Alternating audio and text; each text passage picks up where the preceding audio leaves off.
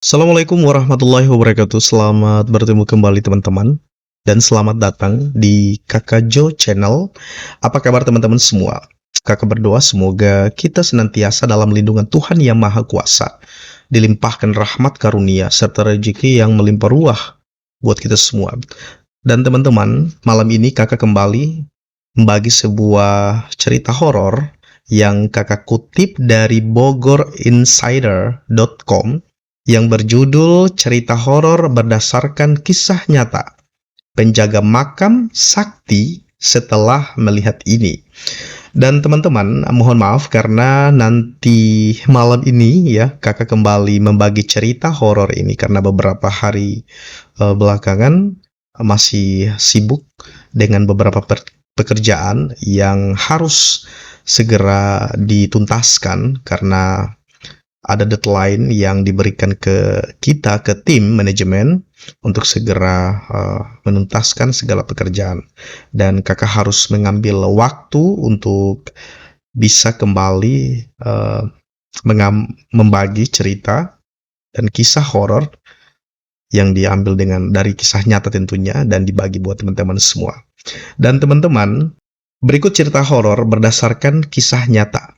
Kehilangan pekerjaan selama pandemi membuat Ali stres, apalagi usahanya mendapatkan pekerjaan baru tidak berhasil. Sebelum kita melanjutkan ceritanya teman-teman, kakak berharap teman-teman sudi dan ikhlas untuk terus mendukung pengembangan channel ini, agar mampu berkembang lebih baik, lebih maju, lebih bermanfaat, menghibur, serta memberikan edukasi buat kita semua. Dengan men-like, men-subscribe, dan men-share atau membagi video maupun channel Kakak Jo melalui media sosial teman-teman semua.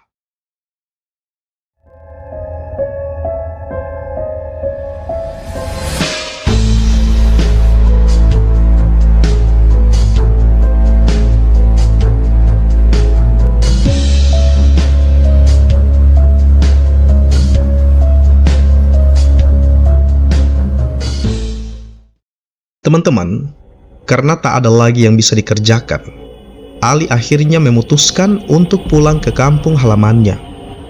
Di kampung halaman, Ali diberitahu kenalan kalau ada lowongan sebagai penjaga kuburan atau biasa disebut juru kunci makam. Disinilah teman-teman, awal dari cerita horor yang berdasarkan kisah nyata kali ini. Pada awalnya, hati Ali berat menerima tawaran itu. Namun, mengingat perlu menanggung istri dan anak yang berusia 2 tahun, dia kemudian setuju melakukan pekerjaan itu. Ali menyewa sebuah rumah yang berdekatan dengan kawasan kuburan. Meskipun ada rasa takut karena menjaga kawasan tersebut, namun dia menganggap tugasnya itu tidak sulit seperti yang diperkirakan. Tugasnya mudah teman-teman. Dia hanya perlu memastikan tidak ada orang luar yang masuk ke kawasan kuburan dengan niat yang tidak baik, seperti pengedar narkoba, penjudi, atau pengamal ilmu hitam. Memastikan tidak ada orang yang mengganggu kuburan. Biasanya Ali akan beronda sebanyak 3 kali pada waktu siang dan 2 kali pada waktu malam. Alhamdulillah, tak ada kejadian aneh yang terjadi selama itu. Rasa takut dan gemetar itu perkara biasa, apalagi jika beronda pada waktu malam, kata si Ali. Teman-teman, bagaimanapun, Ali ketakutan apabila melihat kelibat seseorang perempuan berbaju kurung warna hijau dan berselendang hitam. Perempuan misterius itu duduk di tepi sebuah makam ketika Ali melakukan ronda pada pukul 9 malam. Tanpa curiga apa-apa, Ali memberhentikan motornya dan memerhatikan perempuan itu, mengingat lokasi makam terletak agak jauh ke dalam. Ali melihat sosok perempuan berbaju kurung dan berselendang sendirian di kuburan. Begitu merasa ada yang memerhatikannya, perempuan itu bangun dan bergerak meninggalkan makam tersebut. Ketika perempuan itu berjalan ke arah saya, segera saya perkenalkan diri. Namun tak sepatah kata keluar dari mulutnya, kata Ali, teman-teman. Perempuan itu tidak menjawab dan berlalu begitu saja menuju semak-semak di tepi kawasan kuburan. Ali kemudian mencoba memberanikan diri mengikuti perempuan tersebut. Namun, bayangan itu kemudian tiba-tiba lenyap begitu saja. Teman-teman, yang mengherankan, Ali tidak menjumpai jalan keluar kawasan kuburan melalui semak-semak tersebut. Gagal menemui perempuan itu, Ali pergi ke makam yang disinggahi perempuan tadi. Tertera nama seorang perempuan yang sudah meninggal dunia hampir 50 tahun yang lalu. Beberapa minggu kemudian, ketika melakukan ronda malam, saya sekali lagi melihat perempuan yang sama.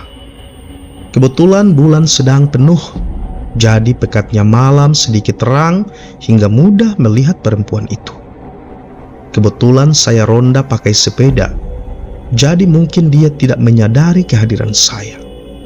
Saya mendengar suaranya sedang menangis di pinggir makam yang sama, kata si Ali, teman-teman.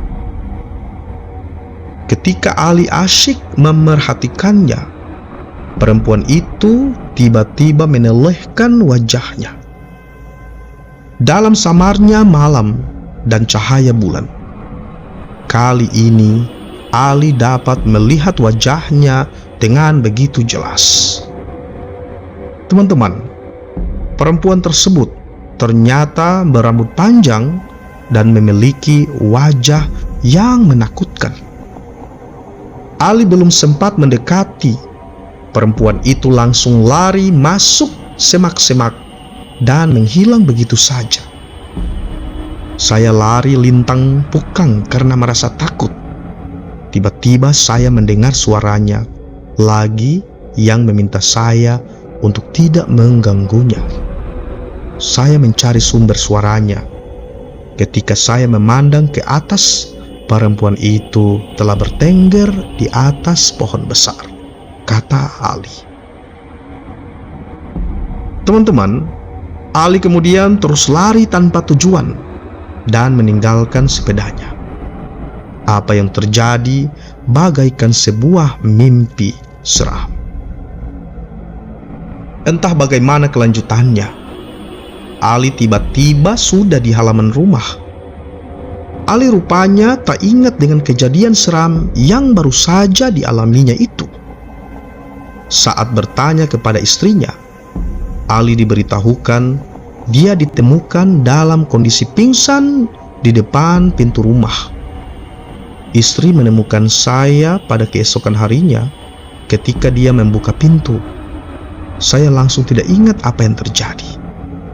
Hampir seminggu saya demam dan istri memanggilkan seorang ustadz untuk memulihkan semangat saya.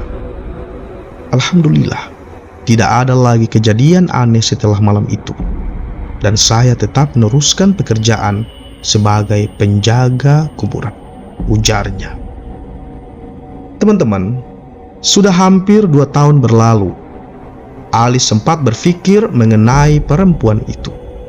Namun, perempuan misterius itu tidak pernah lagi muncul di kawasan kuburan yang dijaga oleh Ali.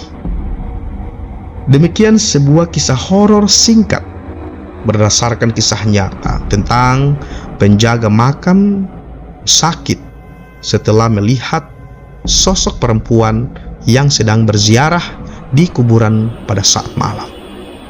Semoga cerita ini dapat menghibur teman-teman semua yang memang suka dengan cerita-cerita ataupun kisah horor, dan dapat menemani malam Rabu teman-teman semua yang mungkin lagi ngotak-ngatik channel YouTube dan mencari konten tentang cerita horor ataupun kisah mistis lainnya. Demikian teman-teman, sebuah kisah yang dapat kakak Jo bagi buat teman-teman semua. Dan terima kasih atas segala dukungan yang selama ini telah teman-teman berikan buat channel Kakak Jo. Semoga Tuhan Yang Maha Kuasa membalas seluruh kebaikan teman-teman, dilimpahkan rezeki yang melimpah ruah yang datang dari segala arah. Terima kasih sekali lagi teman-teman. Dan Kakak Jo akhiri, Assalamualaikum warahmatullahi wabarakatuh.